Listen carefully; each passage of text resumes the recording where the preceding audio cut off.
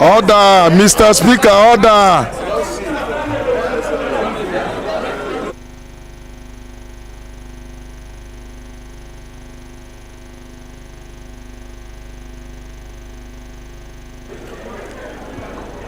Honorable colleagues,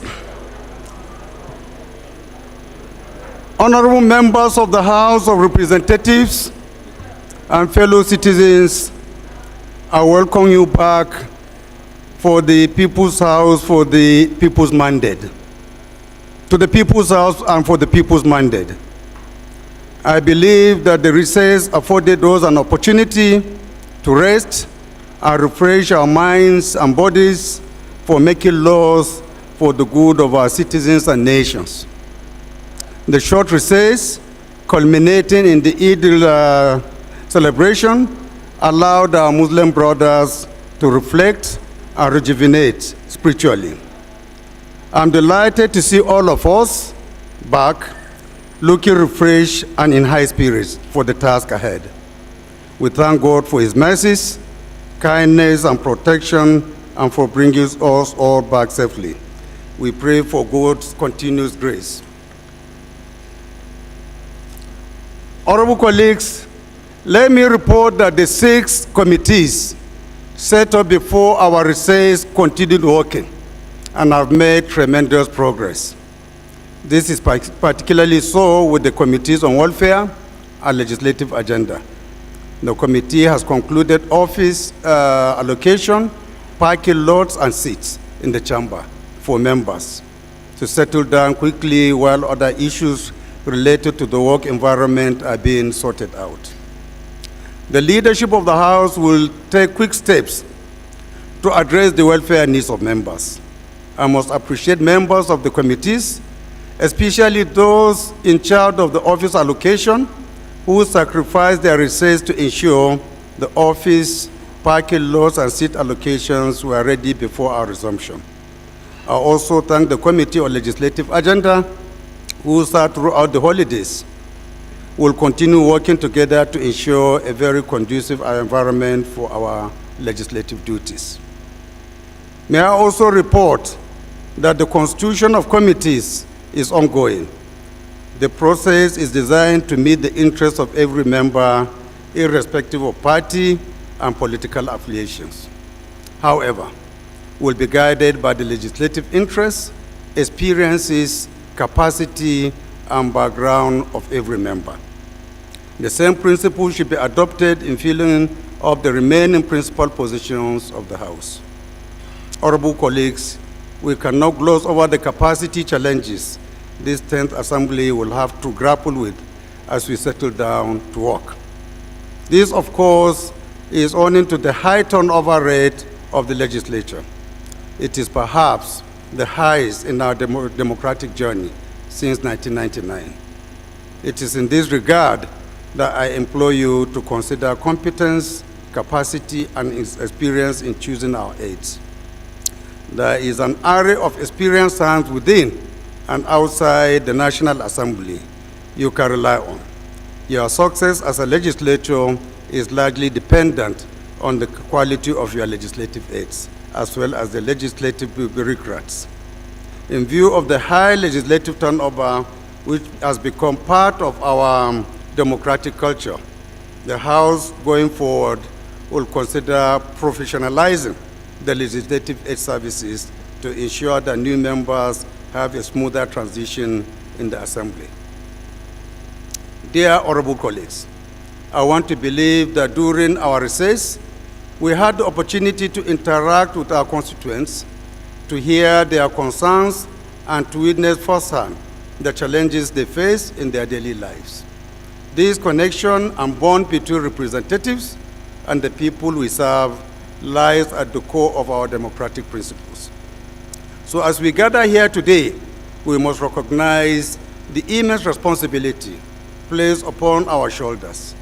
We have been entrusted with enacting legislations that will address our people's general well-being and shape our nation's future. The issues before us are complex, and the expectations of our citizens are high. We must rise above personal and partisan interest and work together for our collective success. Dear colleagues, we have been called to serve at one of the most challenging times of our constituents and nation. The present administration, which you are part of, is challenged by many economic issues, which include a heat debt profile, a volatile international oil market, rising unemployment, hyperinflation, a high poverty rate, infrastructural deficit, reindustrialization, and many more. This calls for our immediate attention and action. I need not remind us that our constituents are going through so many difficulties following the stoppage of government subsidies on petroleum products. Though taken in the nation's best interest, this singular action has occasioned increased commodity prices, transportation and operational costs for businesses, and the general cost of living. As the executive comes with policies and programs to alleviate the impact of the subsidy removal, we must be ready to respond with the necessary legislative actions in this regard. There is no gainsaying the fact that the House of Representatives and indeed the National Assembly plays a vital role in this country's economic trajectory. Consequently, we must profile legislative reforms to unlock Nigeria's economic growth and development of our vast human and natural resources. To achieve this, we must focus on opening bottlenecks in critical sectors of the economy through appropriate legislations, positioning for emerging industries that will attract foreign and domestic investors, and in turn create sustainable economic development. Colleagues, our economic challenges are aggravated by the perilous security situation in the country, despite the very commendable efforts and tremendous sacrifices of our security personnel. The relationship between the economic crisis and the precarious security situation leaves the country in a quagmire as both are fall out from each other and reinforce themselves. Notwithstanding the successes of our security forces in protecting lives and properties, internal security remains precarious and challenging.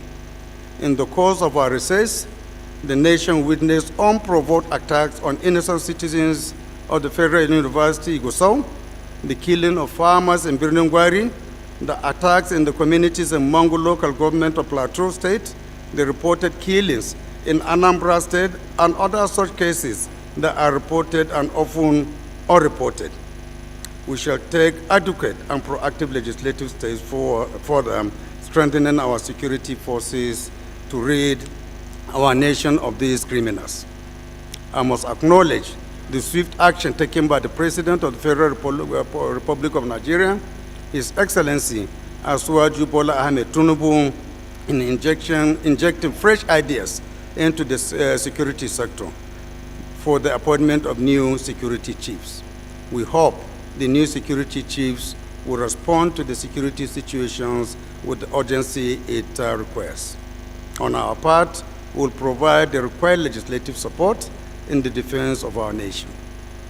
Honorable colleagues, while building on the legacies of previous sessions, we must now redefine the modus operandi of legislative businesses as we advance.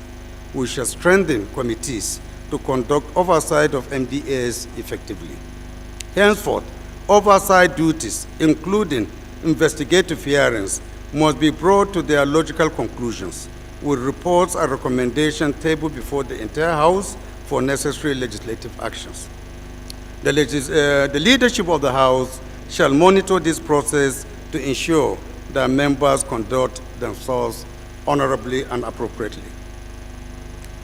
As we reconvene today, we must be guided by accountability, transparency, and good governance in our principles. We must hold ourselves and the executive branch accountable for their actions. The trust that the Nigerian people have placed on us demands nothing less. We must also ensure that our deliberations and decisions are transparent so that our citizens have faith in the integrity of our legislative processes. This assembly is a citizens' parliament. In that regard, the Committee on Legislative Agenda will engage all members through appropriate platforms to develop a citizens' legislative agenda. I therefore call on all members to actively participate in this process when called upon. Let me emphasize that in the legislative agenda, the House will pay priority attention to participatory budgeting process and delivery, law reform, electoral reform, women's participation and inclusion in governance, improved socio-economic conditions, entrepreneurship, employment, health and education, infrastructure, citizens-focused diplomacy, institutional capacity development, and citizens' engagement, constitutional amendment and restructuring, renewable energy, among others. As legislators, we know that the citizens' engagement is the fulcrum of any legislature. The 10th Assembly will adopt the Open NAS project. The Open NAS project will not only affect the conduct of oversight and lawmaking, but will equally cover issues around the funds of the National Assembly. If, as a legislator, we ask questions about how other arms of government utilize appropriate funds, we must equally be open to taking such questions from citizens. This equally requires having functional constituency offices and regular interactions with our constituents. We will strive to return the legislature to those who own it through regular, meaningful, and productive engagements. As noted in my acceptance speech, colleagues, I remain grateful for the privilege of leading the 10th House of Representatives as the Speaker. I assure you that I will not fail in discharging my duties alongside everyone. Let me reiterate that the House under my leadership will be fair to every member, irrespective of our political leanings. Feel free to approach us anytime as we carry this responsibility of service to the fatherland. The fanfare and excitement of elections are over. It is now time for serious business of governance. May I remind us once again that we have been called to serve at one of the most difficult times when our nation and people are faced with tough challenges, with huge expectations.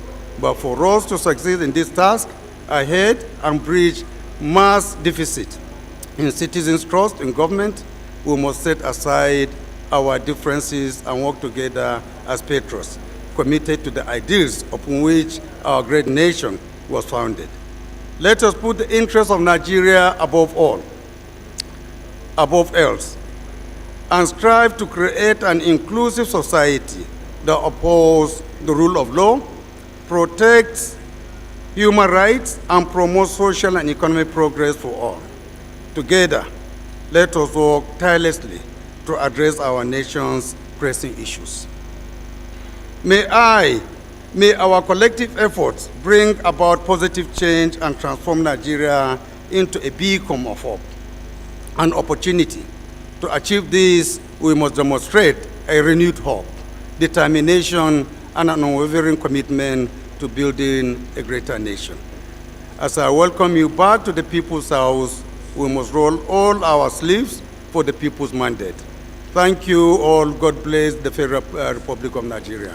Thank you so much.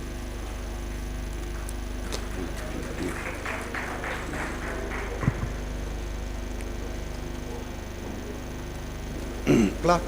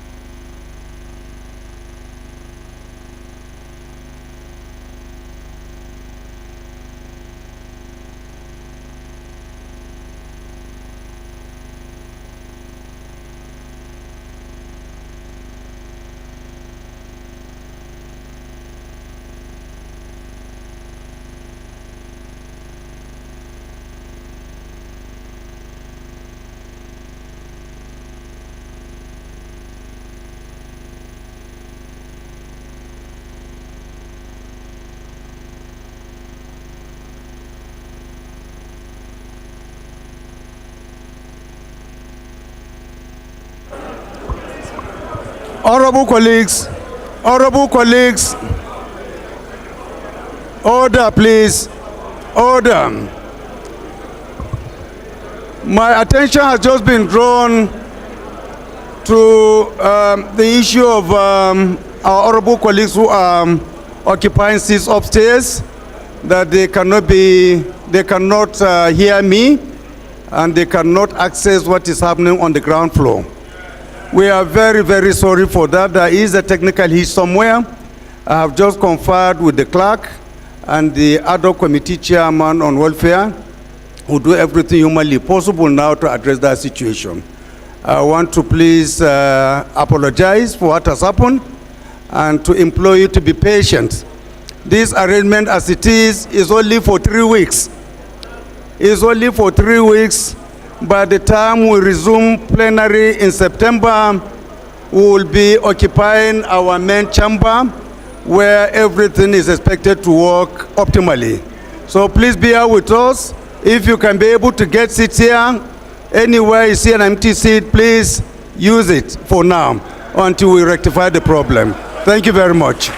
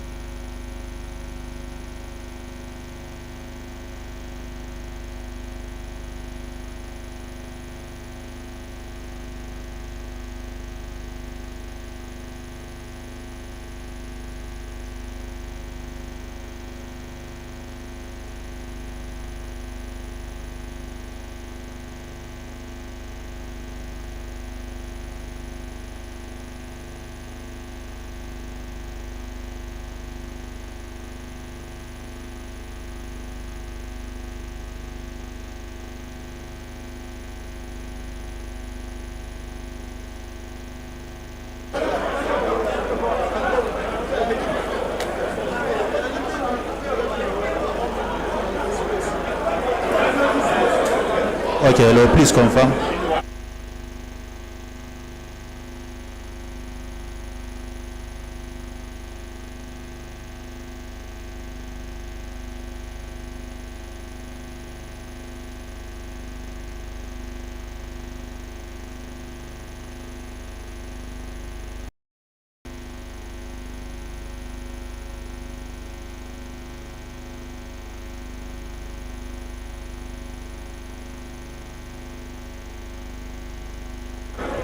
Honorable members, please get seated. Honorable colleagues, please get seated. Get seated, please.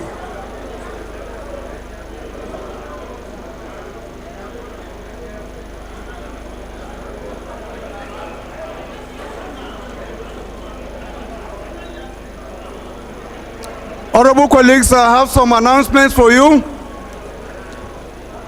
The first one is from Honorable Hussein Ahmad Abdul Karim, member representing Kaduna South Federal Constituency, and it is an invitation announcement, and I read.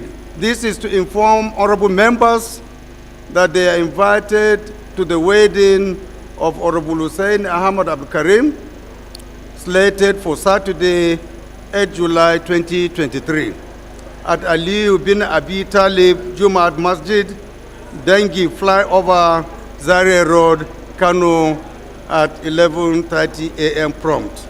As I've said earlier, the announcer is Honorable Hussaini Abdul Karim, member representing Kaduna South Federal Constituency.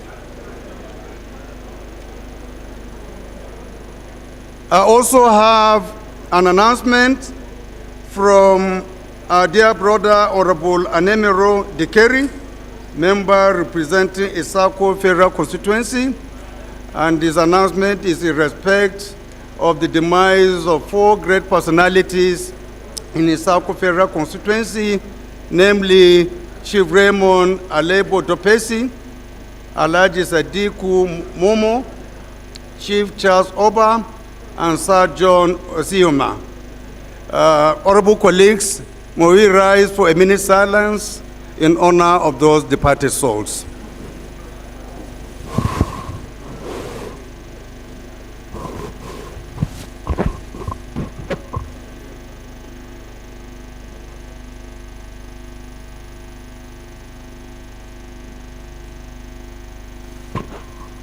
May the soul of the departed rest in peace. Amen.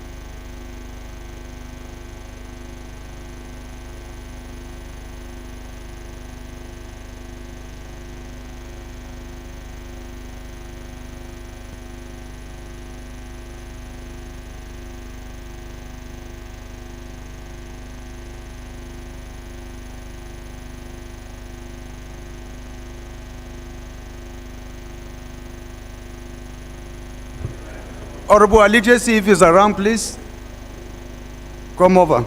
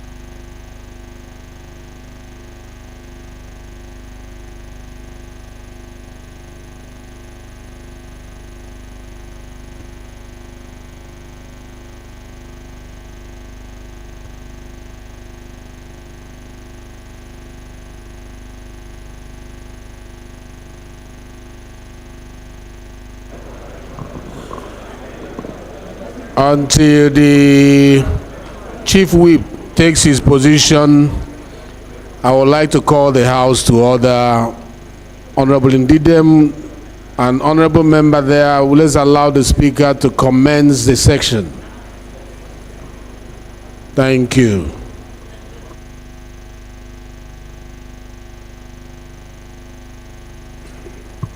Honorable colleagues, I have some announcements coming from our minority parties caucus, and I have some letters from the leadership of the minority parties for announcement here, and it is respect of nomination of minority leaders of the 10th Assembly.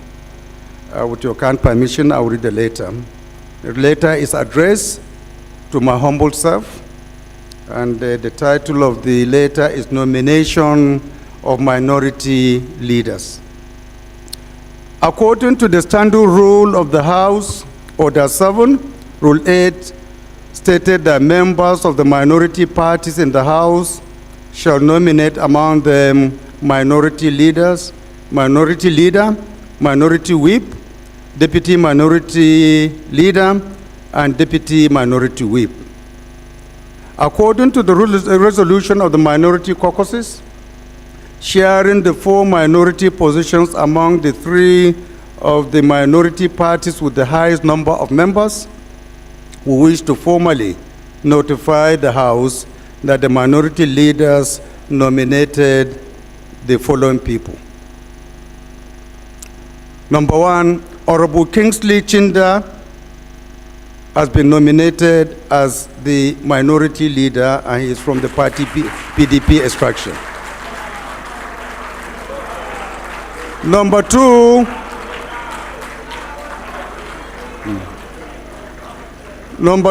is Honorable Ali Isa JC, PhD, as the minority whip, also from the PDP. We have number 3, Honorable Ali Hussaini Madaki, Guinea, as deputy minority leader from the NNPP. Last but not the least is Honorable Ozidonabi George Ebize Mao as deputy minority whip from Labour Party. Attached are the signatures of majority members of these caucuses. And honorable colleagues, for those of us who may want to see the endorsement made by our members here, I will give the clerk of the House to keep the records of those who signed on behalf of all the 4 nominees from each of the parties. So permit me, honorable colleagues, to congratulate the 4 persons who have been nominated as leaders of the minority. And it is my wish and prayer that God will be their guide. I will give them the wisdom to lead transparently and justly.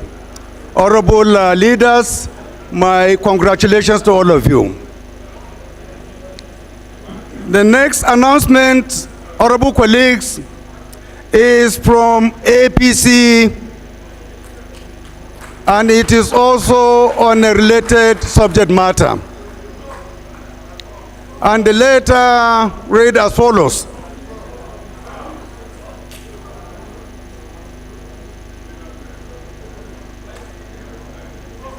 That the undersigned members of All Progressive Congress, caucus of the 10th House of Representatives, hereby endorsed the following people. Honorable Julius Ehovere, APC Edo, as majority leader.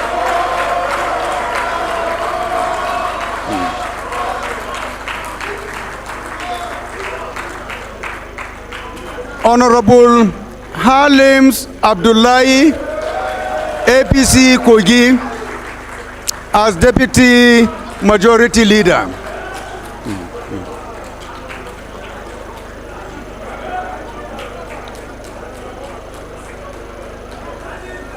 Honorable Adewumi,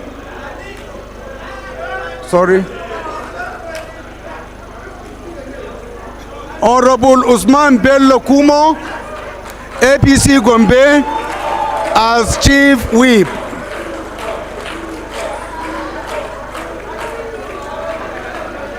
And last but not the least, Honorable Adewumi Oriyomi Onanuga, APC Ogun, as Deputy Chief Whip.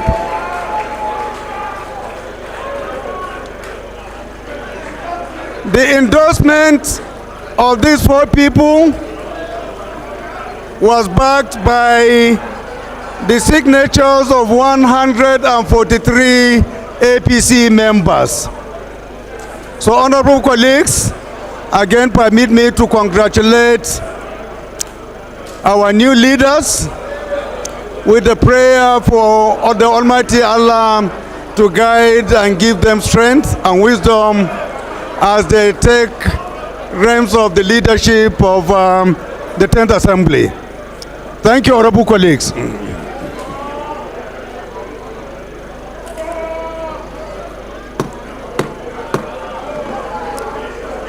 Leaders, please take your seats.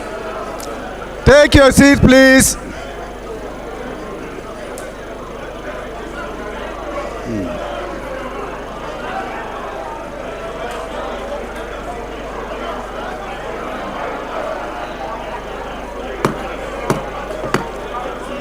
Honorable colleagues, please get seated. Get seated, please.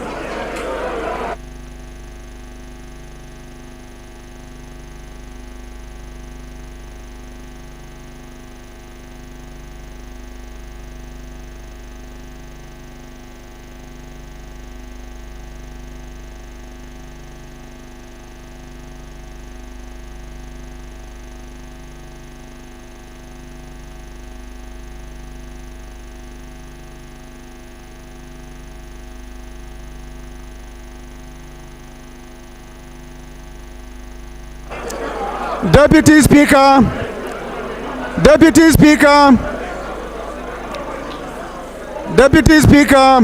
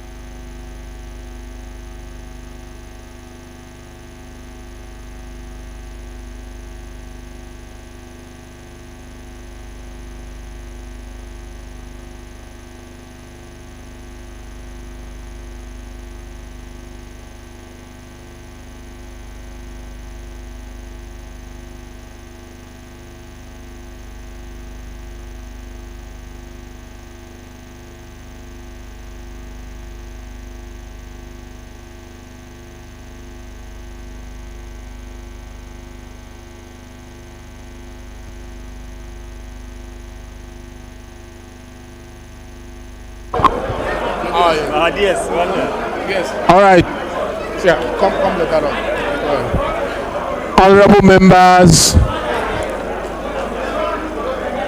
Honorable members, please sit down. We have a ceremonial handshaking to carry out, and unless we are seated, honorable members, sit down. Honorable members, sit down. We have a function to carry out. Sit down, honorable members. No more handshaking, please. Honorable members, sit down. I'm taking them. Wait. Honorable members, we have to lead the majority leadership to have a handshake, ceremonial handshake, with the most distinguished speaker that is seated. So I will encourage all the leadership of the majority to follow me as we take you to the most distinguished speaker for a handshake. Thank you. And after that, the minority leadership, I will come and lead you to have another handshake with the speaker. Thank you.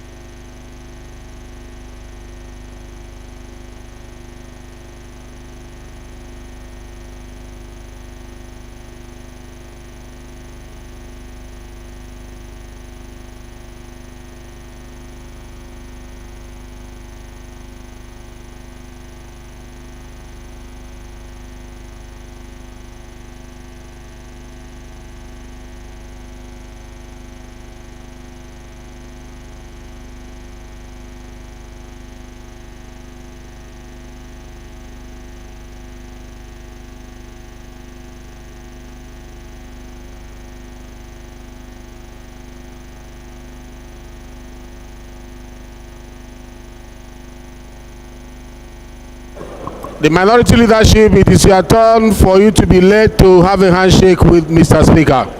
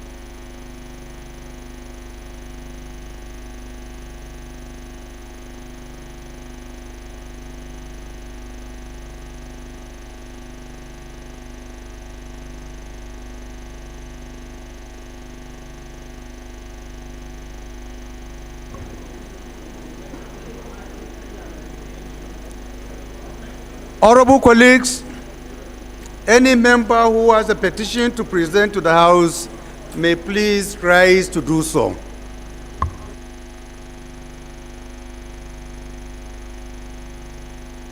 Any petition? Go ahead.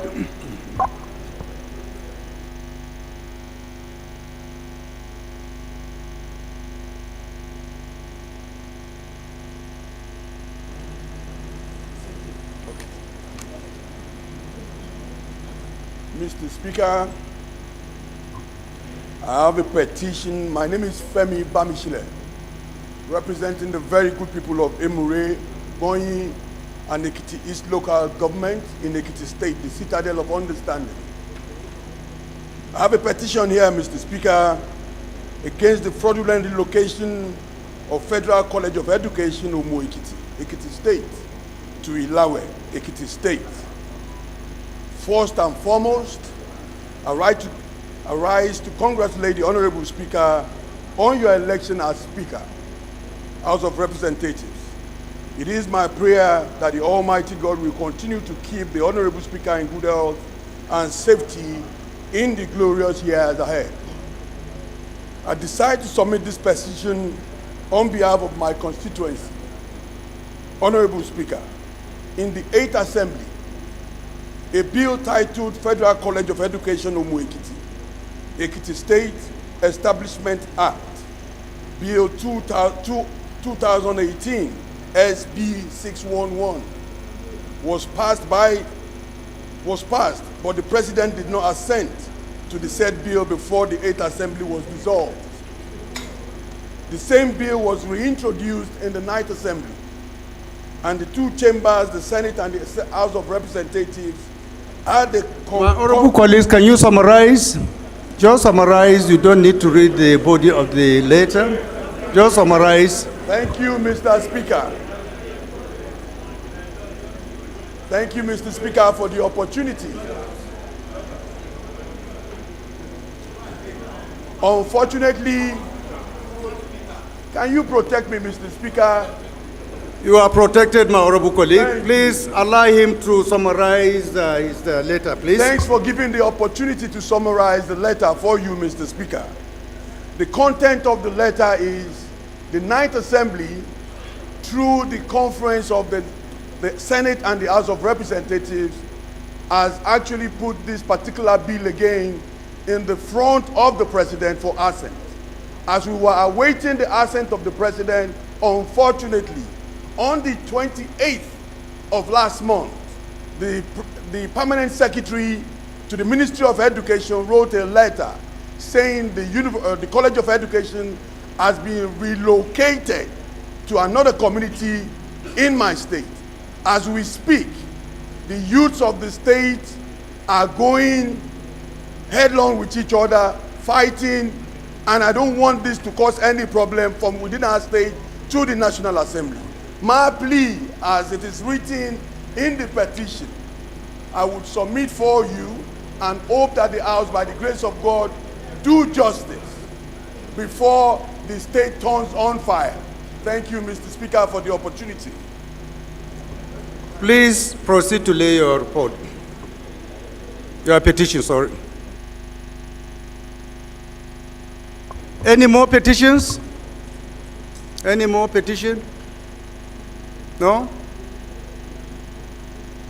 The petition is hereby referred to the Committee on Public Petitions when constituted. We now go through matters of urgent public importance. Any member who has any matter of public importance may please rise to present. Any member? Any member? No. Yes, Mr. Speaker. My name is Honorable Elodie Moore.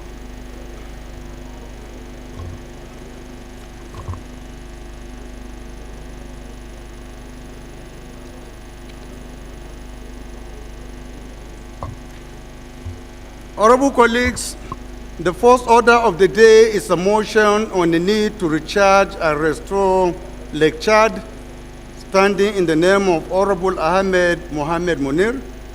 Honorable Munir is invited to move the motion. Honorable Munir, is he around? Please go ahead.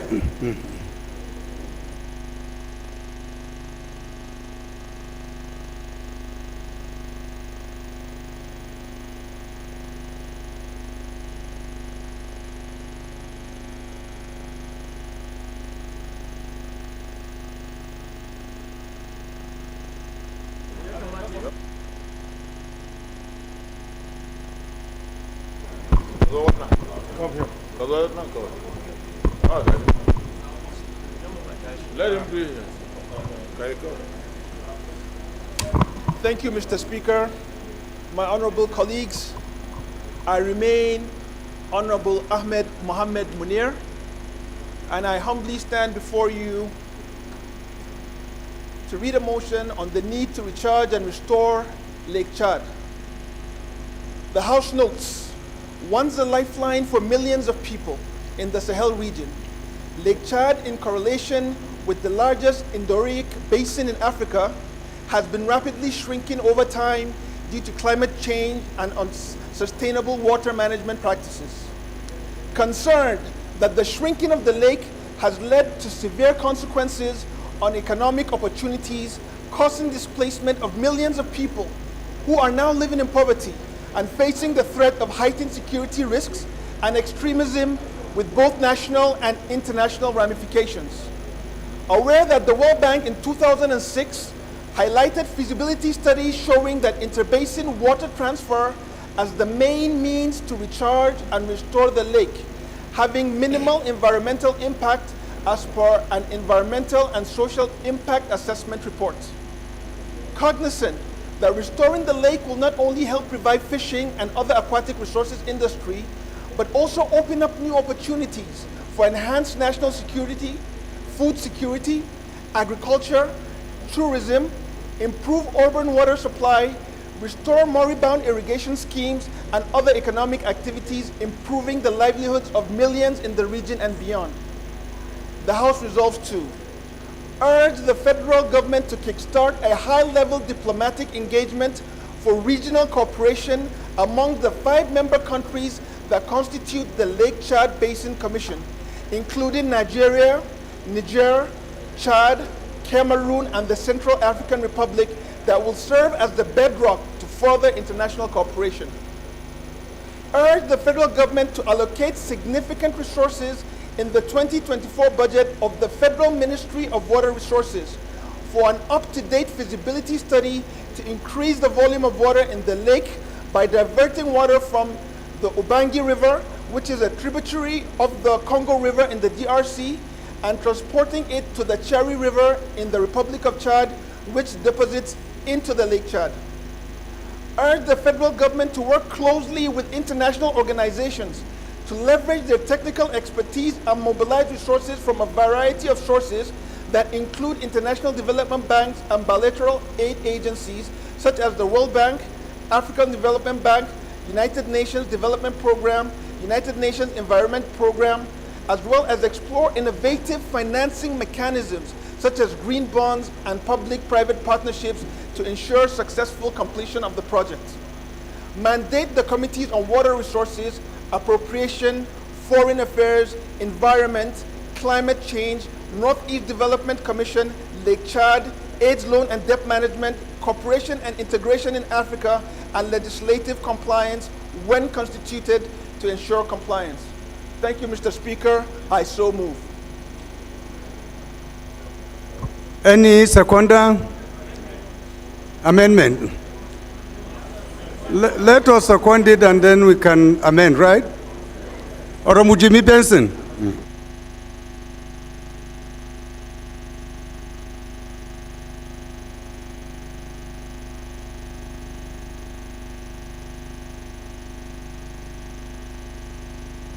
I represent the gender-friendly people of the Ikorodu Federal Constituency. Mr. Speaker, I rise to second this motion, ably moved by my honorable colleague. I so second.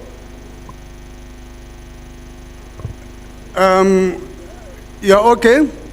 So since it is an infrastructure-related motion, we'll just go ahead and put the question. Amendment. Okay, Honorable Jaha, please go ahead.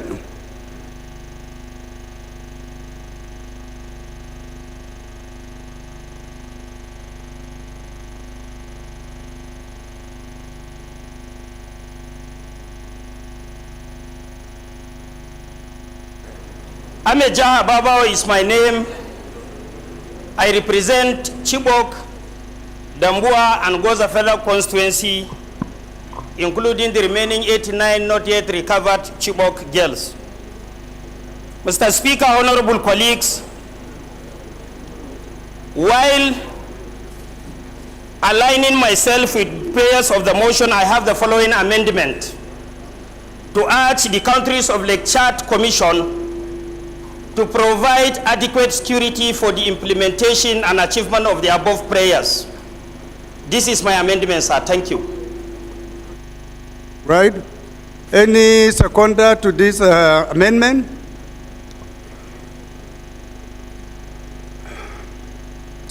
Honorable Bapa.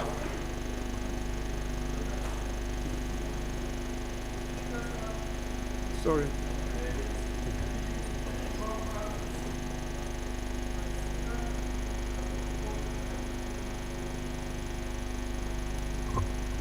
Honorable colleagues, Go ahead.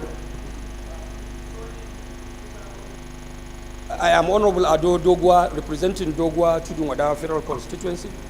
Mr. Speaker, honorable members, I am from Kano State. Mr. Speaker, I would like to respectfully draw the attention of the mover of the last amendment that in my opinion, and perhaps in the opinion of other members, resolution number 1, which says, urge the federal government to kickstart a high-level diplomatic engagement for regional cooperation among the 5 member countries that constitute the Lake Chad, covers his amendment. So I think it's right and necessary to move another amendment which focused squarely on the resolution number 1. I so submit, please. Thank you. Honorable Jaha, did you hear the contribution of Honorable Dogwa on this? Are you satisfied? Go ahead.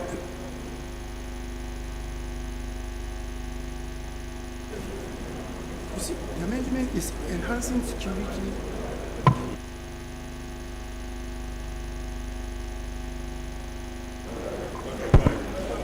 Mr. Speaker, if you look at the first prayer as rightly referred by Honorable Ado Alassane Dogwa, has nothing to do with security of the Lake Chad Basin Commission.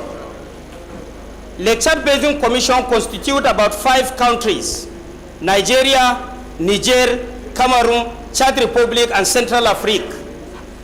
If there is no enough security, all the 4 mentioned prayers are not realizable. In other words, we are all aware of what is happening in that region today. Absolutely. So I want Honorable Ado Alassane Dogwa to understand that to have cooperation between or among member countries is one thing, and for them to institute security for the achievement of the prayers is another thing. I hope people can understand and members can understand why I choked on the issue of security, because it's very critical to the achievement of the Lake Chad Basin establishment. So, honorable colleagues, we'll put it to question.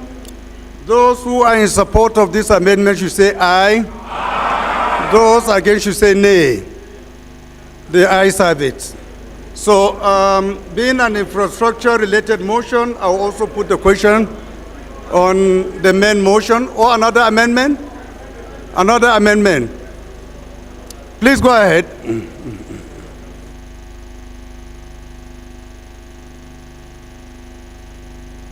Mr. Speaker, honorable colleagues, I remain Dr. Midala Usman Balami, member representing Askira Uba Hawul Federal Constituency. I'm from Borno State, Mr. Speaker. Mr. Speaker, I rise to amend and to include the Committee on Interparliamentarians so that they can liaise with the countries that are involved within the 5 countries of the Lake Chad region when constituted. I so submit, Mr. Speaker. Any seconder? Honorable Maki.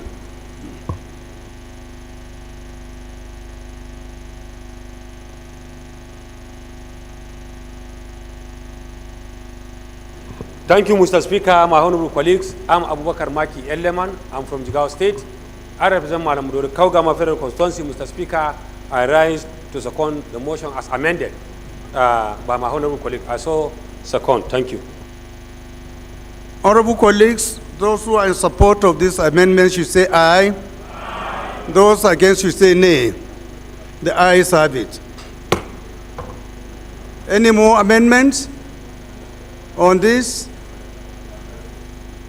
Honorable colleague, please go ahead.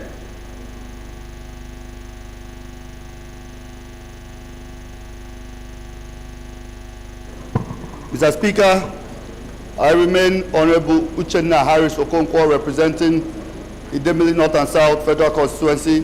I rise to amend and include to prayer number 4, Committee on Sustainable Development Goals to assist on when constituted in order to come to a better solution, since it has already been added on prayer 3 as well, on participating and collaborating with the UN, UNDP and other international organizations. I so submit, Mr. Speaker.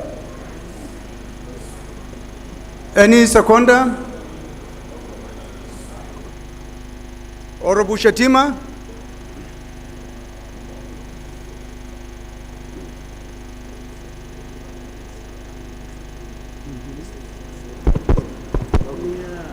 Mr. Speaker, sir, honorable colleagues, I remain Lawan Shatima Ali, representing Bursari, Gaidam, Unusari Federal Constituency, and from Yobe State. I rise to second the amendment motion as ably moved by my colleague, as well as second, sir.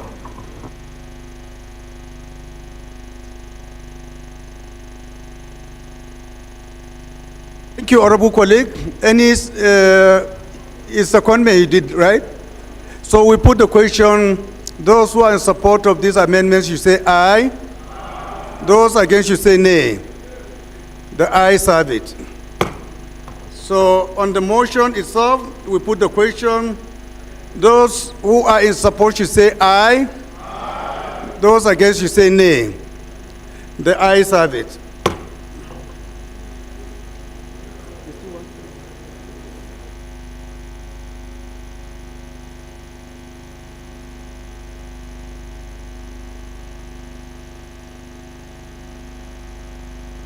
Honorable colleagues, the second order of the day is a motion calling on the federal government to construct Lafia Doma Rutu, Basa, Rafin Gabas, Nasarawa, Orozo Road, standing in the name of Honorable Gaza Jonathan Bekwi and 3 other honorable members. Honorable Gaza is invited to move the motion.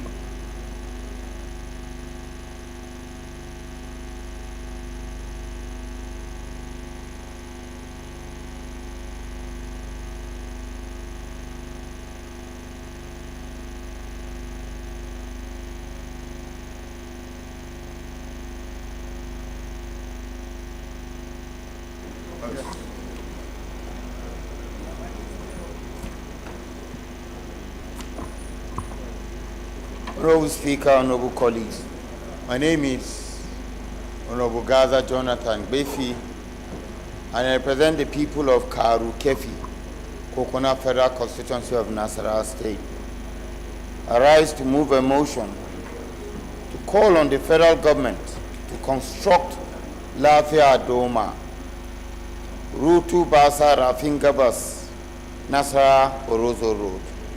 The House notes that the Lafia Doma Rutu Basa Rafin Gabas Nasarawa Orozo Road, which is approximately 146.1 kilometers long, was first coded and gazetted in 1974 as part of the Nigerian road network. Since then, successive administrations have made efforts to construct the road with file number DDH/R/DC/2010/volume1/16 and route 301 in bracket F124. But unfortunately, these efforts have not yielded the desired results. The House also notes that the road section, which takes off from Lafia Makodi Road within Lafia Township, the capital of Nasarawa State, traverses through several towns and communities in Doma, Kokona, and Nasarawa local government areas of Nasarawa State. It also traverses Orozo and several other settlements in the Kerchi Area Council of the FCT, providing access to these communities that rely on it for the transportation of goods and services.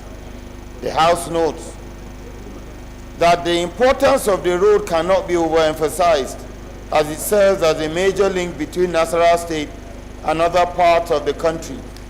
And one key socio-economic benefit of the road is the shorter, easier, and less risk-prone access to the FCT for all commuters coming through Benue State from the southeast and or south-south geopolitical zones of the country.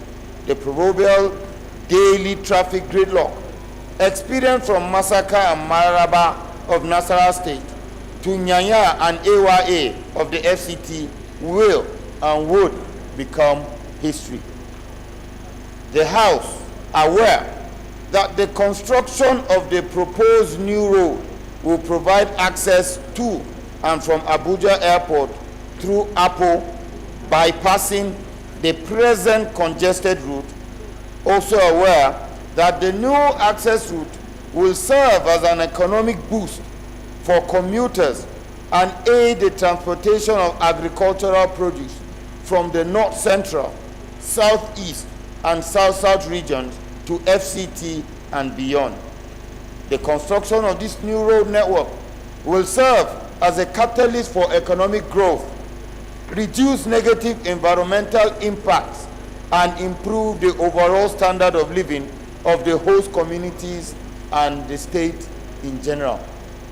The House acknowledged that the road is not only crucial to the economic development of the state, it also ensures the safety and security of the people who depend on it due to proximity to the nation's capital.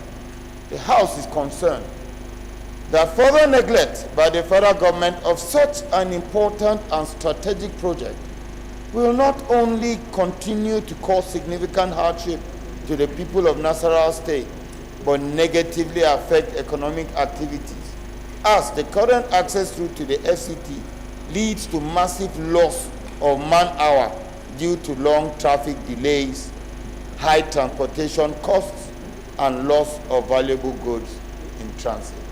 Therefore, the House resolves to number 1, urge the federal government of Nigeria to construct Lafia Domarutu, Basa Rafinkwara, Orozo Road.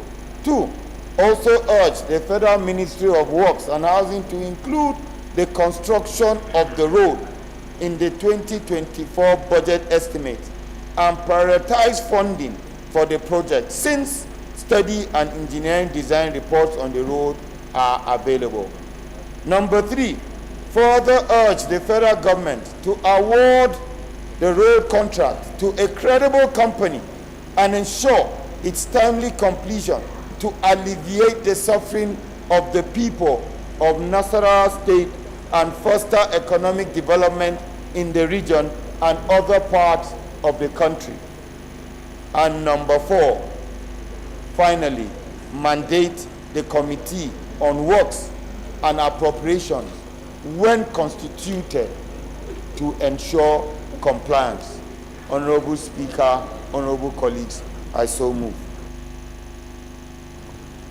Any seconder? Honorable Ize Mwachuku.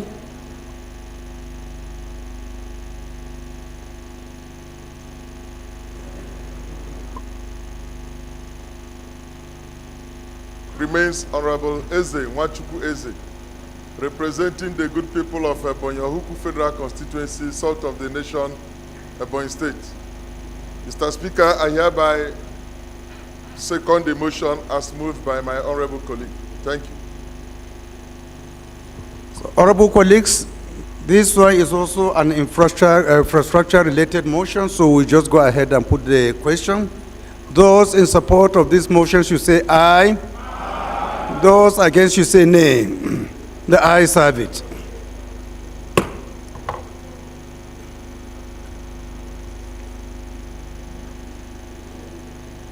Honorable colleagues, the third order of the day is a motion on the need to address the disagreement on police recruitment process between the Police Force Headquarters and the Police Service Commission, standing in the name of Honorable Mohammed Bello Erifai.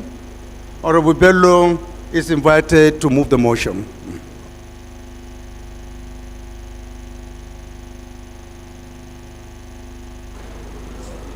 Mr. Speaker, What is the point of order? Thank you, Mr. Speaker. My name remains Ademori Aliukuye. I represent the good people of Shomolu Federal Constituency, and I'm from Lagos State. Mr. Speaker, my point of order is brought pursuant to Order 9, Rule 1, Sub-Rule 5, on page 47 of our standing order. Mr. Speaker, the rules provide that reference shall not be made to any matter on which a judicial decision is pending. Mr. Speaker, with the benefit of hindsight, as a former member of the Committee on Police, this matter was deliberated upon, and after our conclusion, the Police Service Commission went to court over the matter. As we talk, this matter is subjudice and is pending before the Court of Appeal. And therefore, our standing order provides that such matter should not be discussed. I so move, sir. Honorable colleague, I will please beg your indulgence because I have had a discussion with the mover of this motion. I'm sure what you will do will probably answer all our questions, please.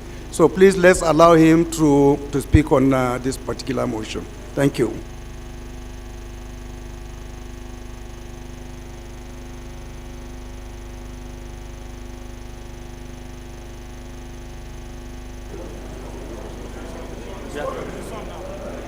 Thank you very much, Mr. Speaker. Respectable colleagues, I am Mohammed Bello El Rufai, representing the good people of Kaduna North. Mr. Speaker, in view of this information, I do hereby stand down this motion, subject to the legal matters at hand. Thank you very much. Thank you, honorable colleague. So this motion is stepped down by the leave of the House.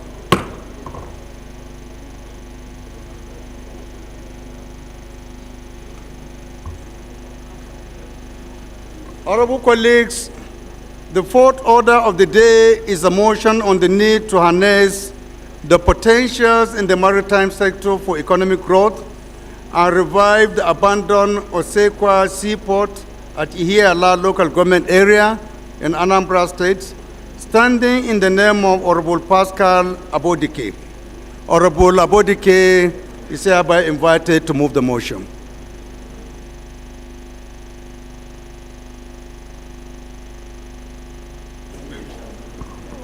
Thank you, Mr. Speaker.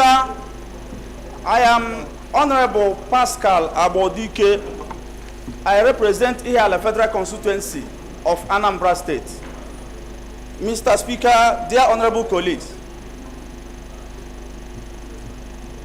my motion goes, need to harness the potential in the maritime sector for economic growth and revive the abandoned Osakwa Seaport at Ihiala local government area in Anambra State.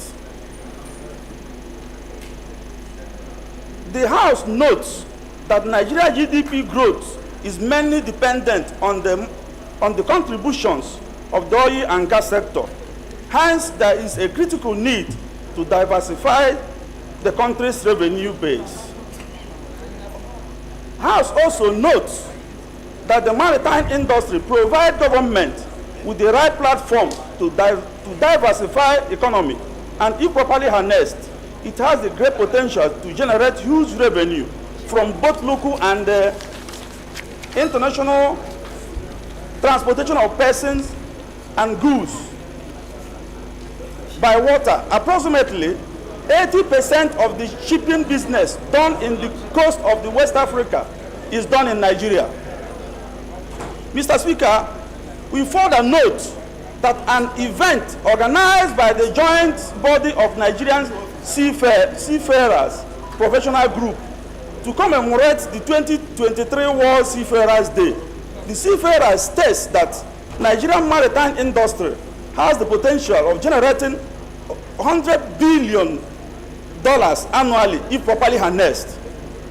Aware that Osakwa Seaport in the Ihiala local government area of Anambra State, established before Nigerian independence and was a major route for transportation in the old eastern region, but it became moribund after the Civil War. Also aware that compared to the Lagos Seaport, which is 60 nautical miles to the Atlantic Ocean. Osa Akwasi Port is only 18 nautical miles to the Atlantic Ocean, which by the implication is closer and more viable route for shipping goods from China and other countries. Further aware that Osa Akwasi Port has the capacity to handle over 35% of maritime business in Nigeria. Concerned that the abysmal neglect of the sector has both its potential to create jobs and contribute to the country's GDP are lost. Just as foreign operators my home with billions of dollars yearly that could have accrued to the local operators and government coffers. Also concerned that the country's ports are currently classified among the worst ports in the world due to challenges such as delay in importation and exportation process, traffic congestion, poor access roads, safety and security concerns, infrastructural deficit, and logistics shortcomings, among others. Cognizance that maritime sector embraces all related business activities ranging from offshore economic activities such as fishing, salvage, towage, and underwater resources on onshore economic activities such as port activities, maritime transportation and shipping, construction, repair maintenance activities, as well as enterprises involved in carrying out other activities. Also cognizance that practical and holistic plans is required to address issues bedeviling the industry. Further cognizance that Osa Akwasi Port, when revived, will create over 2 million jobs directly and indirectly in maritime business, oil and gas, power, education, housing, agro-food industry, entertainment, and tourism, among others, thus generating huge revenue and boosting nation's economy. Mr. Speaker, the House is hereby resolved to urge the federal government to take proactive steps towards diversifying the economic base by harnessing the great potential in the maritime sector and ensuring the challenges hampering the growth of the sector are effectively dealt with. The second prayer also urge the federal government to revive the abandoned Osa Akwasi Port in Ihiala local government area of Anambra State in order to reduce the pressure on existing seaports and checkmate over-dependence in the petroleum and well, as well as boost nation's economy. Further urge the federal government to include the construction of Osa Akwasi Port dredging of Oras River in Ihiala local government area of Anambra State in the 2024 budget estimate. 4. Mandate Committee on Maritime Safety Education and Administration when constructed to ensure compliance. Thank you, Mr. Speaker. I so moved. Thank you, honorable colleague. Any seconder?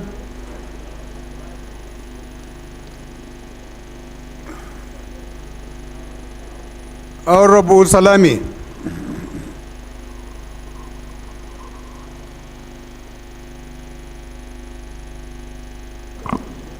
My name is Bamidele Salam. I represent the fantastic people of Ede North, Ede South, Egbedore, Ejigbo Federal Constituency of Osun State. Mr. Speaker, I rise this morning to second the motion as ably moved by my colleague. I hereby second. Thank you, Mr. Speaker. Honorable Pascal, lead the debate. Or should we put it?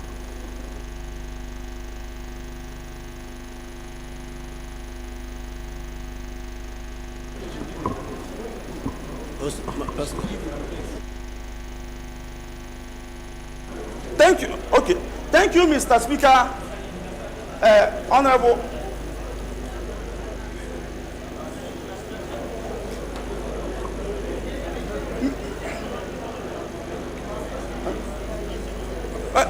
Mr. Speaker,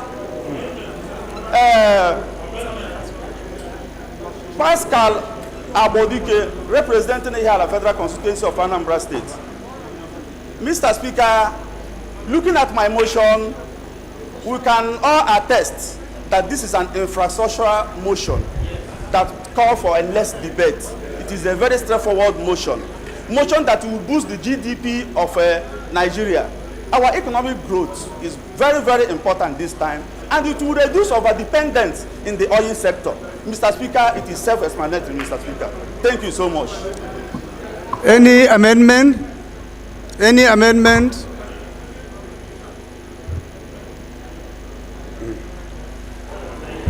Amendment.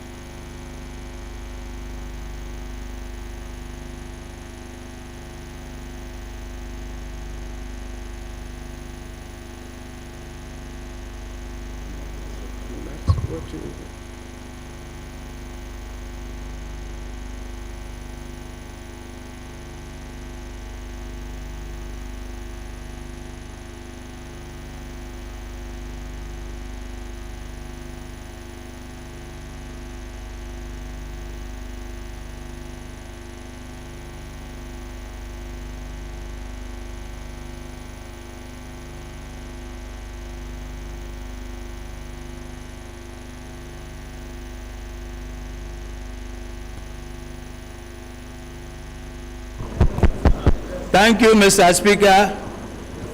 Honorable colleagues, Agbeji Yechemina Frederick is my name. I represent Sapama Krema Federal Constituency. Zonkeme, I'm from Bayelsa State. Mr. Speaker, honorable colleagues, I want to lend my voice to this all-important motion. Mr. Speaker, like the mover said, we have been concentrating on the oil industry, while the wealth, globally wealth of any nation lies in the marine sector. And Mr. Speaker, if we as a nation pay attention to exploring our marine sector, we are going to be a lot better in terms of revenue for management of resources and development in this country. Mr. Speaker, you have a lot of untapped resources in the marine sector. And that is the reason why my colleague has brought this motion. This motion will enable this parliament to urge the executive arm of government to continue to see how they can explore massively the resources, untapped resources that are dominant in the marine sector, that are of economic benefit, that are of so much financial resources that this nation can draw from it. And Mr. Speaker, I want to urge you, Mr. Speaker, and members of this House, to support this motion in its entirety and urge the executive arm of government to pay attention to our untapped resources in the marine sector. I so support, Mr. Speaker, and honorable colleagues. Thank you. Thank you, honorable colleague. Any more contributions or amendment to the prayers?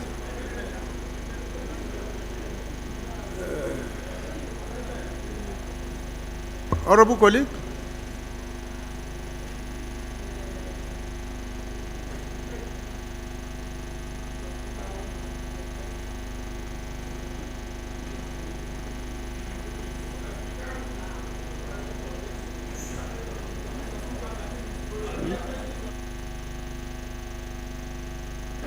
Order, please, order.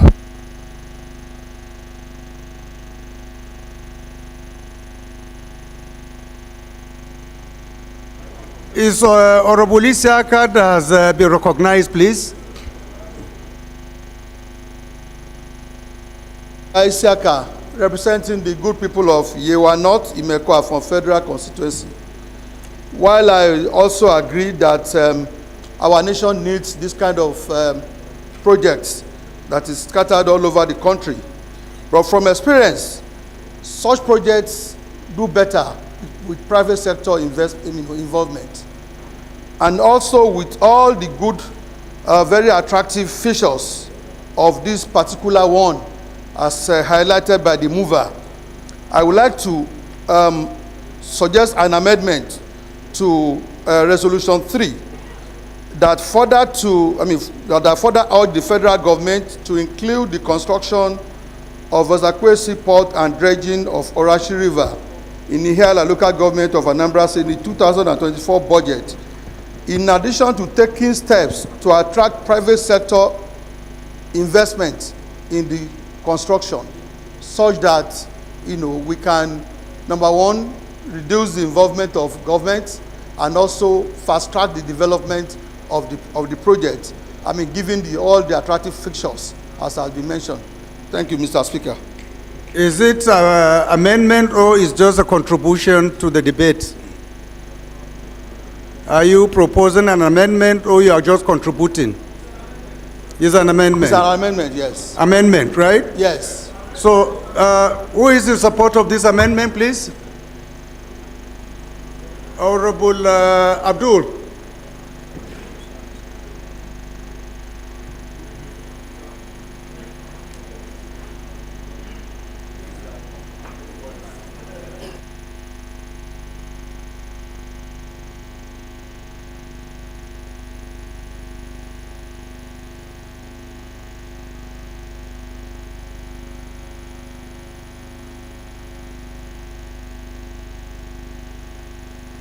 Ably moved by my colleague, Honorable Siaka.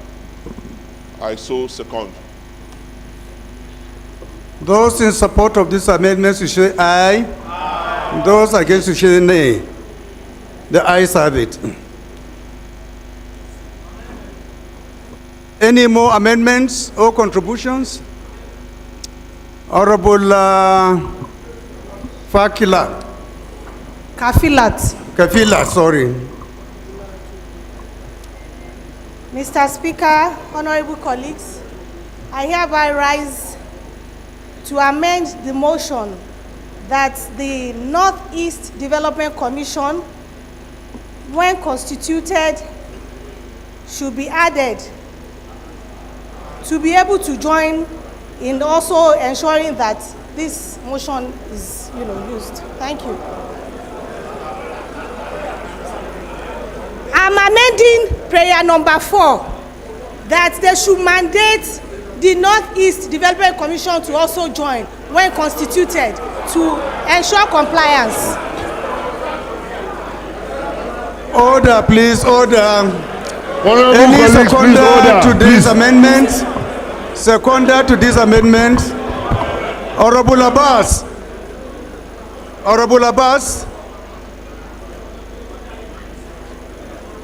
Honorable Abbas. Aborim. Honorable Abbas, I thought you were raising your hands. Amendment. Any seconder to the amendment proposed by Honorable Kafilat? No. Please go ahead. Honorable Abbas, go ahead, please.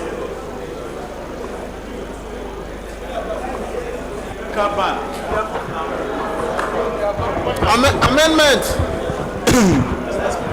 Mr. Speaker, amendment.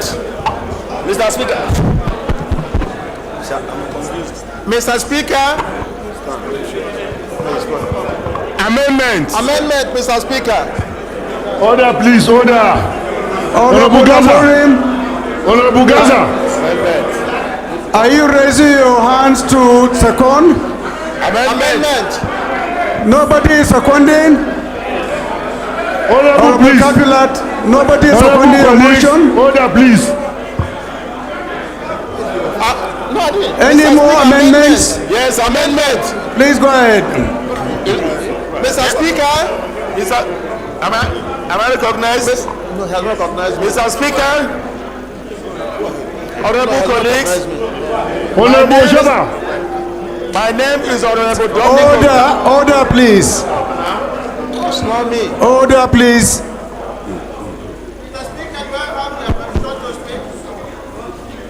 Gaza, take your seat. Am I protected, Mr. Speaker? Mr. Speaker, my names are Honorable Shoba, take your seat, please. Honorable Engineer Dominic Okafo. I represent Agota Federal Constituency in Anambra State. Mr. Speaker, this motion is a viable one.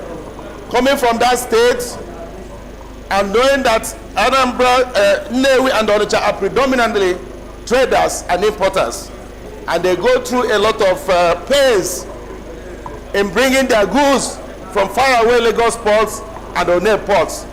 Therefore, I'm amending to be added to prayer 2 that this infrastructural development will reduce pains currently suffered by Nnewi and Onitsha markets importers who bring their containers from faraway Lagos and unnamed ports. So, amen. Thank you. Is that an amendment you are bringing to the prayers? Point of or order, just Mr. contribution? Speaker. Point of order, Mr. Is it amendment or just contribution? Contribution, my Amendment, Mr. Speaker. Is that amendment? Amendment. Or contribution? Contribution is support. Contribution, okay. Amendment, please. Mr. Speaker. We'll take the last one. The last one. Mr. Speaker, amendment. Honorable Emmanuel. Yes. To make sure that nobody. Thank you, Right Honorable Speaker, honorable colleagues. My name is Dr. Emmanuel Ukpamudo. Mr. Speaker, I represent Ikonini Federal Constituency from Akwa Ibom State. Mr. Speaker, I rise to support the motion with an amendment that Committee on Port and Harbour should be included to ensure compliance. Point of order, Mr. Speaker. So, move, Mr. Speaker. Honorable colleagues, those in support of this amendment should say aye. Aye. Those against should say nay. The ayes have it. Amendment, Mr. Speaker. Mr. Speaker, amendment. Please, we'll take the last one. This one would be the last amendment we'll take, please. We have other important issues to discuss, so I will take the last amendment. Mr. Speaker, after amendment. which you will put the question. Mr. Speaker. Point of order, Mr. Speaker. Do I have your... Honorable, go ahead. Yes, my name is Chris Nkwonta. Is that how we do it? I represent the good people of Federal constituency. Honorable, I'm sorry, I recognize the member from this side. I'm sorry, please. Thank you, Mr. Speaker, for this protection. Mr. Speaker, my name is Donald Kimekamba Jogo. I represent the good people of Ilaja Eseodo, Federal constituency. I am from Ondo State, Mr. Speaker. Mr. Speaker and respected colleagues, I rise to propose an amendment to the effect that as viable as this motion is, it appears to have been restricted to an area, but it has a very big opportunity that will open up our GDP, increase our GDP, and open up other opportunities for us as a nation. I hereby propose an amendment as follows: that the committees on ports and harbors and maritime safety, security, maritime safety, education, and administration, when constituted, to explore other opportunities and avenues as this, so that further motions like this will not come up. Let us have a holistic approach that we have these opportunities as they are in other states, across the nation, so that when these committees are constituted, they may have a holistic approach to this issue of ports that are either being abandoned or potential that have not been annexed, so that the country can benefit maximally. I so amend, Mr. Speaker. Point of order, Mr. This Speaker. is a very long amendment. Any seconder? Point of order, Mr. Speaker. Honorable Uduak.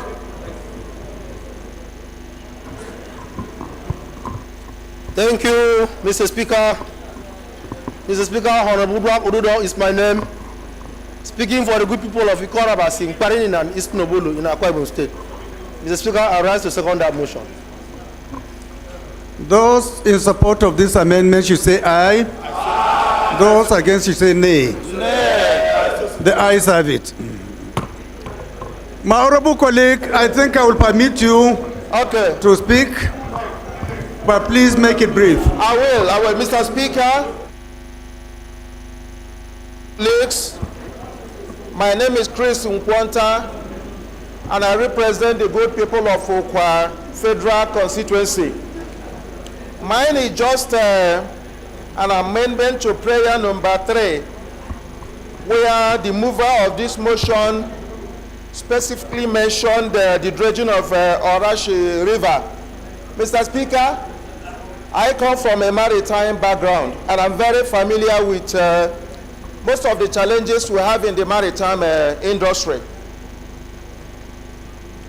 Honorable, are you contributing or you are amending? If you are amending, please come with your amendment.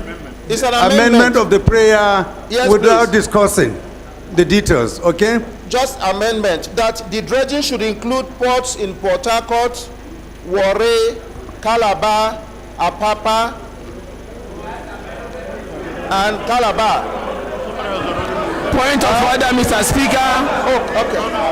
Point of order, Mr. Speaker. Honorable colleagues, thank you, Mr. Speaker. Are you satisfied that the last amendment included this particular prayer? Yes, please. Okay. So, honorable colleagues, I think we can go ahead and put the question subject to the amendments made. Those in support of this motion, you say aye. Aye. Those against, you say nay. The ayes have it.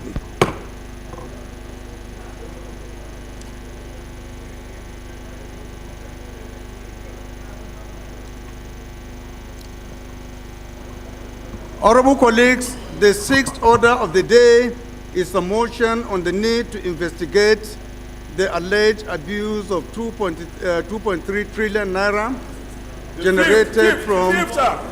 Oh, the fifth. Fifth one, sir. Oh.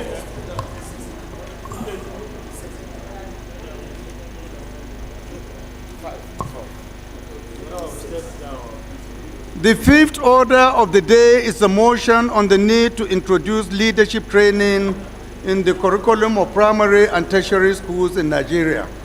Standing in the name of Honorable Jawo Rufus Adeni, Honorable Adeni is hereby invited to move the motion. Thank you, Mr. Speaker. I am Air Vice Marshal Ojuawo Rufus Adeni, retired.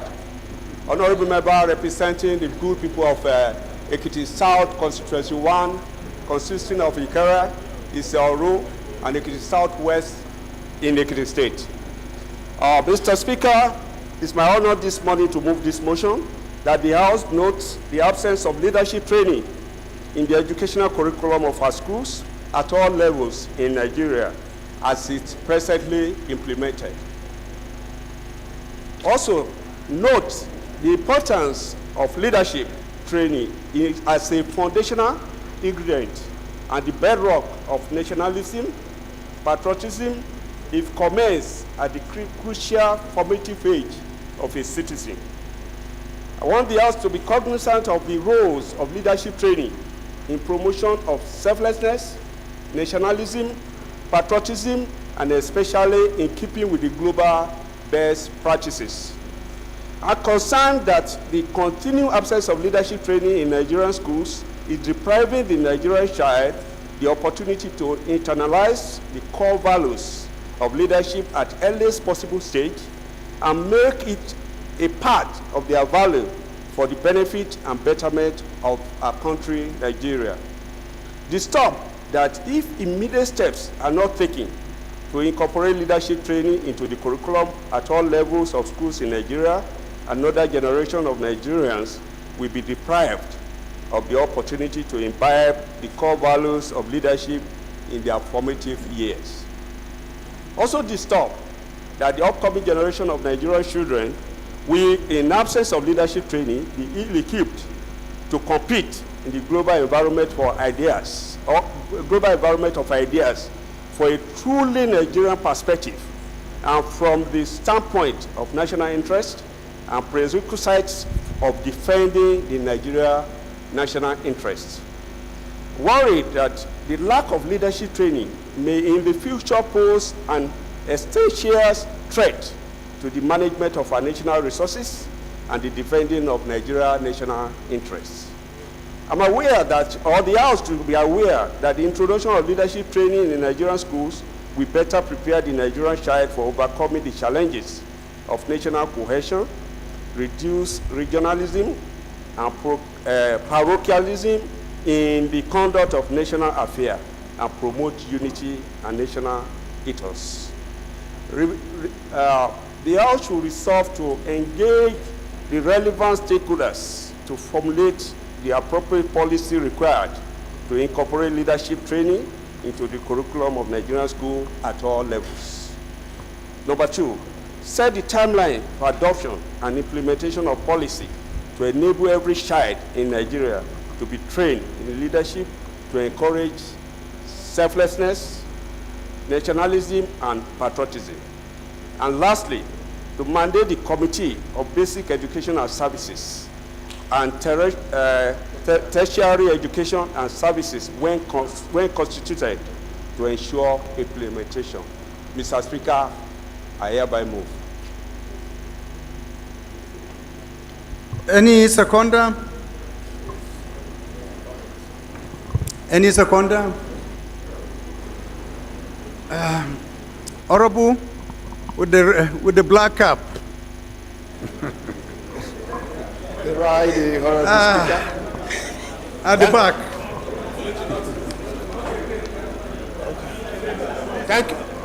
Thank you, Mr. Speaker. Honorable colleagues, my name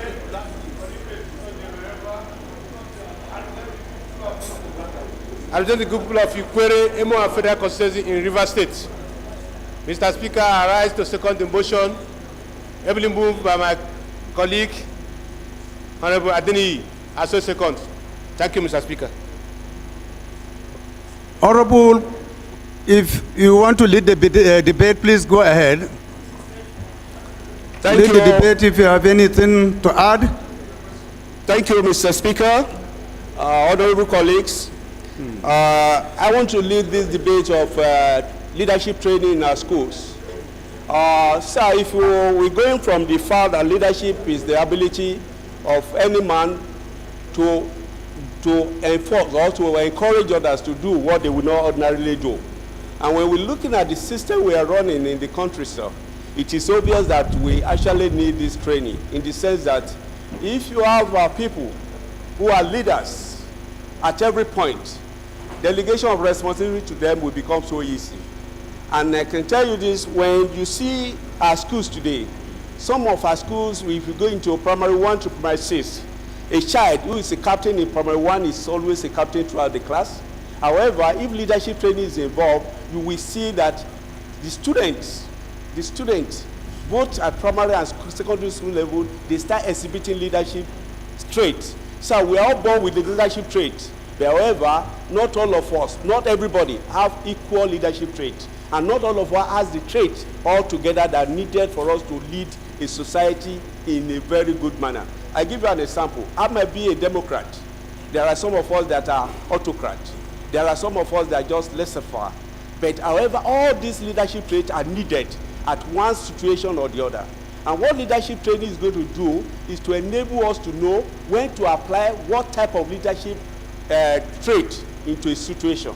And that will make us to become a all-round leaders in whatever we do. I have been through the military. I've spent 37 years in the service of this nation, and I know what it is to train as a leader, and I know what it is to do as a leader. But I can find out in my own home, I train my children as leaders. But when you go to the school, sir, it is obvious that we need this training to be able to make our people to become leader, even as their youth at a young age. So that when the government is doing any policy or bringing any policy, instead of criticizing or negatively criticizing, you criticize it positively and you become part of it. So this is what I think that we need to do as a country to be able to better our system and better how we want to move this country forward. So leadership will promote you to be a patriotic Nigeria, to be a selfless Nigeria, and to make you to believe first in your country. I still remember what an American president says. Don't think of what your country will do for you. Think of what you will do for your country. It is only leaders or those who have leadership training that can think of what they will do for their country. Those who don't have, they will always think what can country do for them. And I can tell you this, Mr. Speaker, most Nigerians, most of us today, we're only looking forward for what our country can do for us, not what we can do for our country. I so move, Mr. Speaker. Honorable colleagues, any more contribution or amendment to the prayers? I don't know if any member from the upper floor has any contributions to make or amendments from the upper. Thank you for remembering. Yes. We want to see inclusion. Thank you. Anyone from the upper floor who wants to contribute or amend? I can't see any hand. We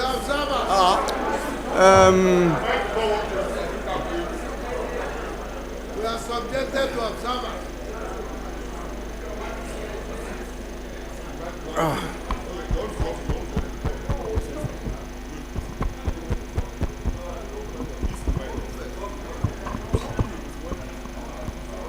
We are subjected to observers. Honorable Speaker, sir. Those of us in the second. Honorable Speaker, sir. Hello? Honorable Speaker, sir. Yes, go ahead. Yeah, those of us in the second chamber, we have been subjected to mere observers, and we are not happy here. Thank you. Go ahead and make your contributions. The microphone has not been talking, and nobody pays attention to us. You will be given the opportunity after Honorable Mark, so please just be a little bit patient. We'll recognize you after contribution from Honorable Mark Esset. Thank you. Thank you, Mr. Speaker. Mark Esset is my name, representing Uyo, Uran, Nsedatai, and Ibesikwo Federal Constituency of Akwa Ibom State. Mr. Speaker, I want to thank my colleague for bringing this wonderful motion that is very, very apt in the 21st century, where quality leaders is being sought for because of the technological advancements going on now. Mr. Speaker, in Nigeria, the motion being raised cannot be overemphasized. Leadership starts from home at a very tender age. And the qualities of a good leader, one who will become a good leader, will only be identified when this training starts at the nursery school level, which this motion seeks to achieve, to ensure that leadership training is being incorporated in the school curriculum. If this is done, Mr. Speaker, you will see that the area of looking for good leaders at our community, at our local government, even at the state and national level, will be a thing of the past. Without overflowing issues, I want to say I have the mandate of my federal constituency to support this wonderful and timely motion. Thank you, Mr. Speaker. Honorable Pastor.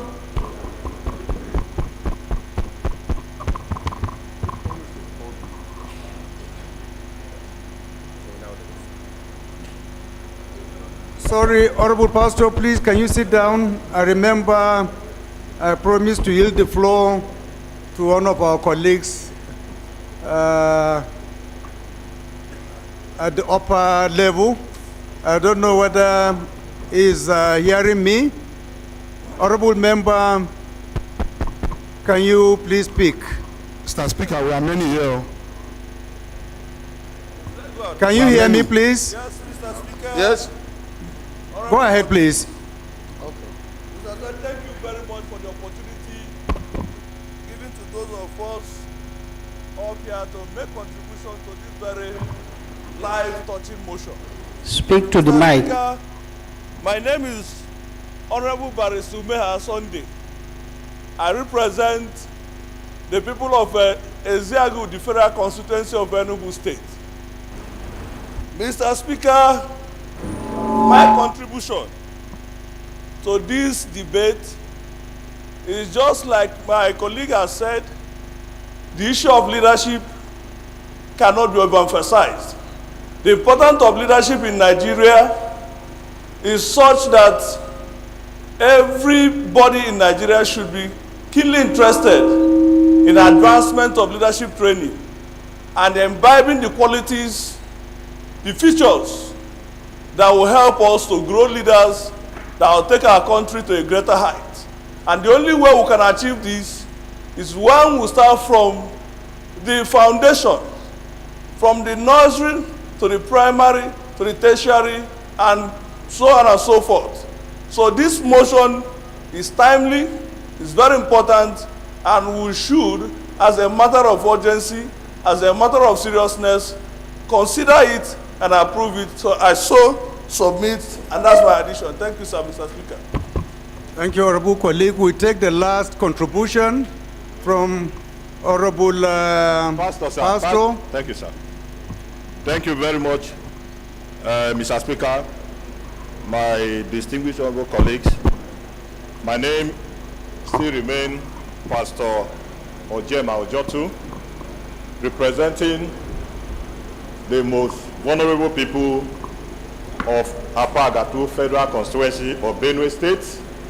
Mr. Speaker, I find this motion very much apt, timely, and also very strategic, and I am here to just add to it by way of amendment. I want to simply add that in the prayer, it should also be captured that the Federal Minister of Education, in conjunction with secondary school, tertiary institution, and other capacity building institution, should make it a point of duty to create an atmosphere, an opportunity for those who finish secondary school and trying to write JAM should My honorable, please craft your question properly. No, no question, sir. You are just contributing, not crafting a prayer. No, please. No, addition, sir. I am adding to the prayer, sir. And what Then go for amendment.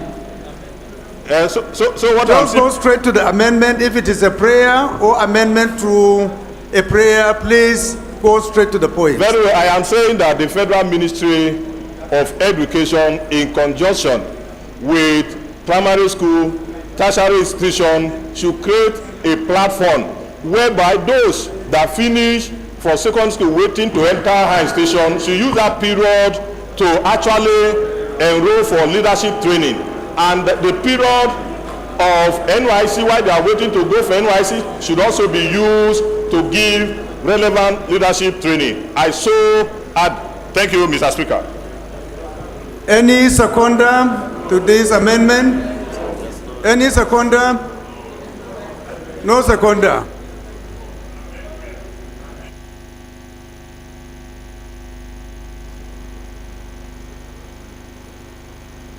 Mr. Speaker, sir.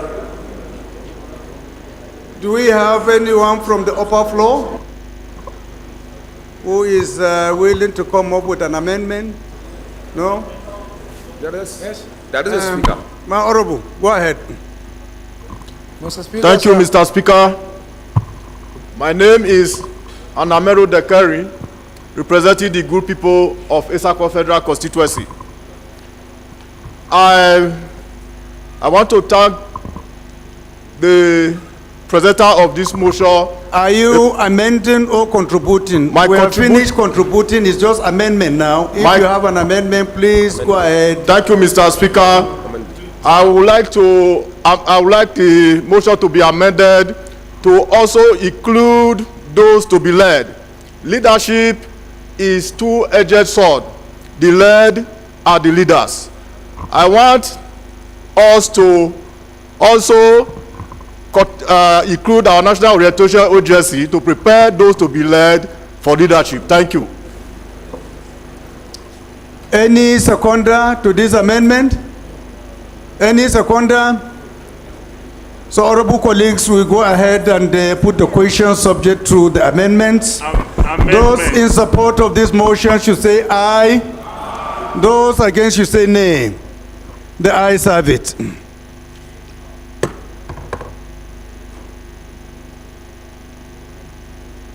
So Sorry, I want to draw us back to the earlier motion. That is our fourth order of the day.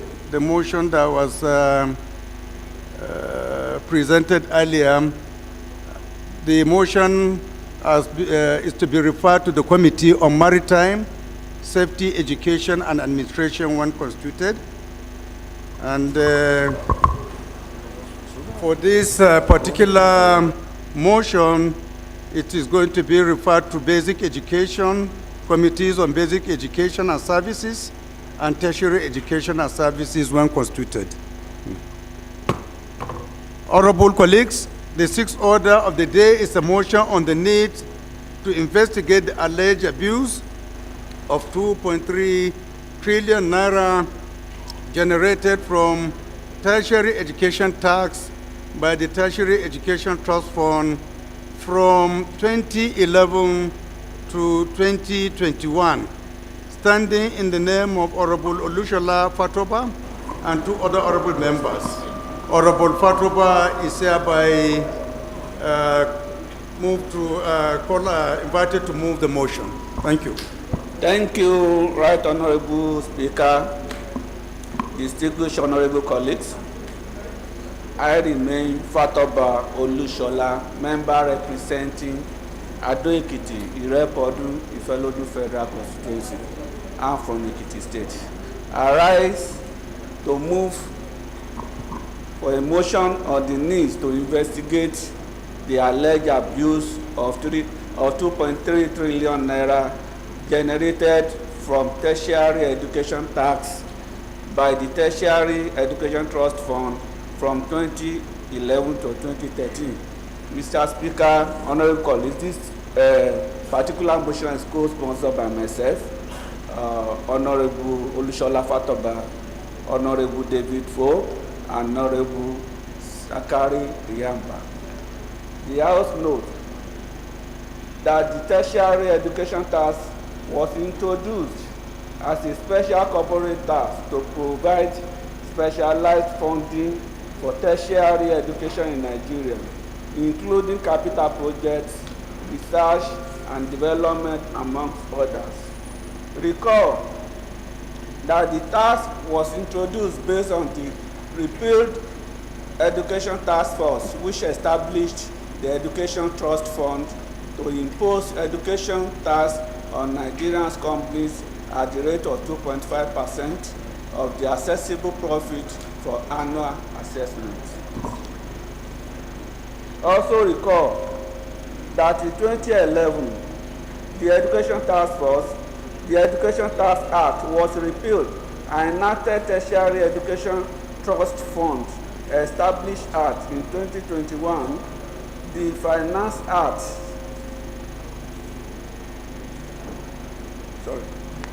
imposed, the Finance Act 2021 increased the applicable tertiary education tax rate from 2% to 2.5%.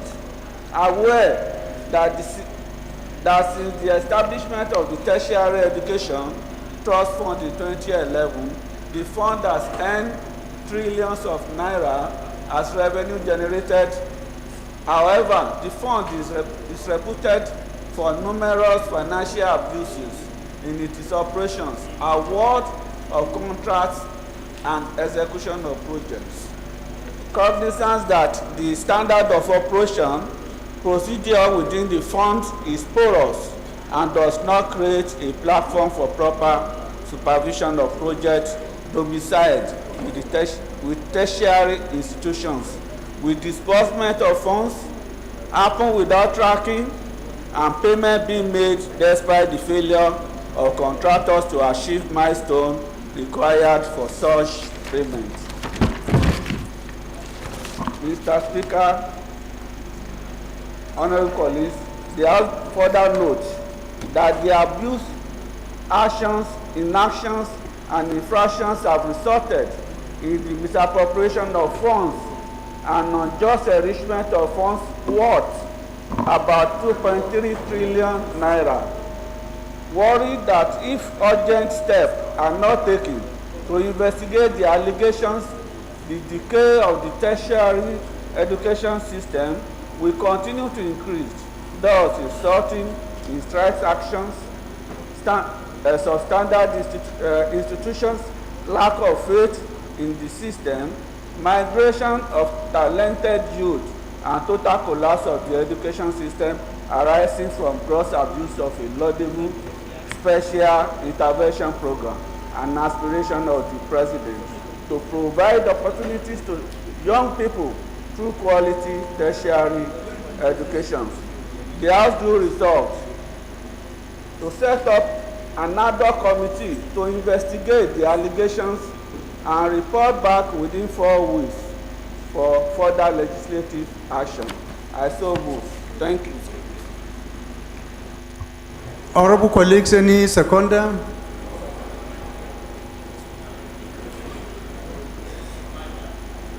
The upper floor, the man with the pink gown, can't see your face properly. Please go ahead.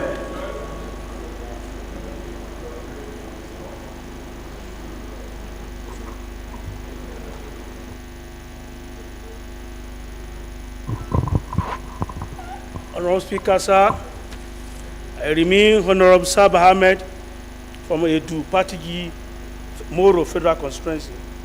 I support the motion moved by Honorable colleague. I so move. Thank you. Amendments.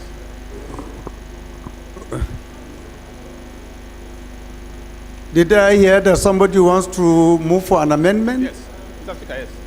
Okay, go ahead. Mr. Go ahead. Thank you, Mr. Speaker. Distinguished colleagues, my name is Solomon Bob, and I represent Abu Aodua and Ahoda East from River State. Mr. Speaker, this is a good motion, but I have an amendment. And its amendment is thus. I think we should, my amendment is that we should carry out a less investigation from 2016 to 2023. The reason is that we have already investigated from 2011 to 2015 by this House.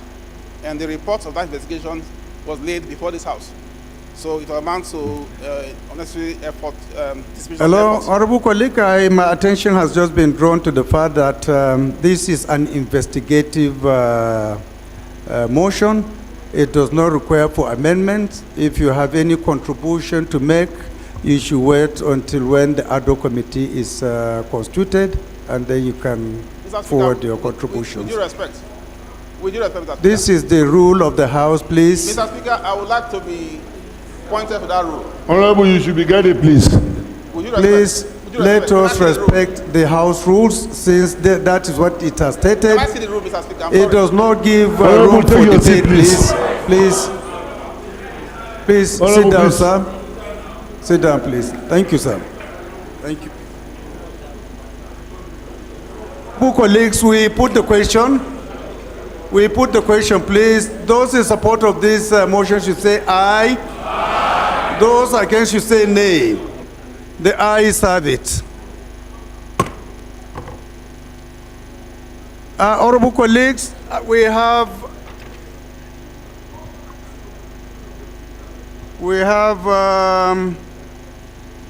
an information from the ad hoc committee on ad hoc committee on the review of the standing orders of the House, and his message goes as follows: honorable members who may wish to recall that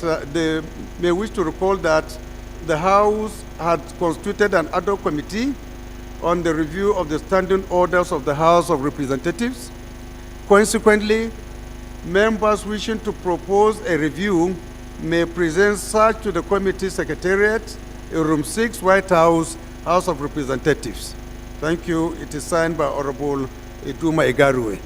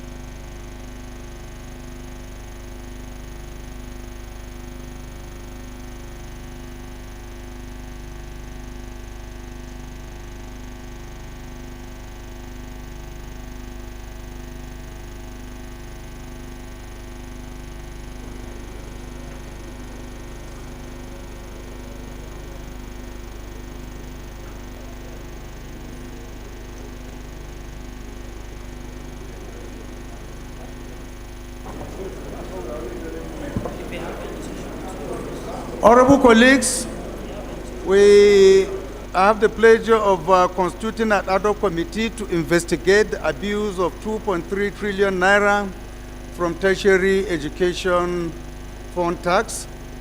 And the composition of the members are as follows. Honorable Wale Oke will chair this ad hoc committee. Honorable Oime Idem will be the deputy chairman, while Honorable Nnoli Naji, Kafilat Obara, Inua Garba, Jonathan Okwidiko, James Barka Shuaibu, Honorable Ginger Onu Sibe, Dr. Gali Mustafa, Honorable Thomas Eren, Honorable Abdusamad Dasuki, Honorable Gali Mustafa, Honorable Olulula Fatopa will be members of this committee.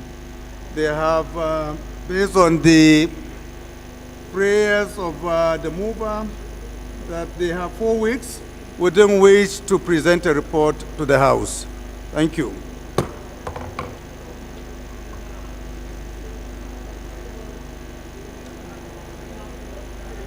Honorable colleagues, I now invite the House Leader to move that the House do adjourn to tomorrow at 11 a.m. The House Leader, you are hereby invited. Mr. Speaker, I remain Professor Julius Ihanvere, representing the wonderful people of Owan Federal Constituency. I'm from Edo State. Having exhausted our other paper, I move that the House to stand adjourned till Wednesday, tomorrow, the 5th of July, 2023 at 11 a.m. I so move, Mr. Speaker. Minority Leader, please can you second? Thank you, Mr. Speaker, my dear colleagues. Kingsley Chinda. I represent Toby Abo Federal Constituency. I'm an Ikwere man from Rivers State. Mr. Speaker, my dear colleagues, in seconding this motion, I will also want to use the opportunity to thank the entire members of this House and indeed Nigerians and reassure you of our preparedness to carry this country forward. On that note, I second the motion that the House do adjourn. I so second. Thank you, Leader. The House is hereby adjourned to tomorrow, 5th July by 11 a.m.